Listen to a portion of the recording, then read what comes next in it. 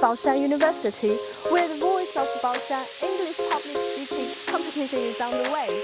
15 student contestants from the college will serve as ambassador for Baoshan's Arabic coffee. Through sharing stories about local coffee, they will demonstrate their communication skills while promoting Baoshan's unique coffee culture.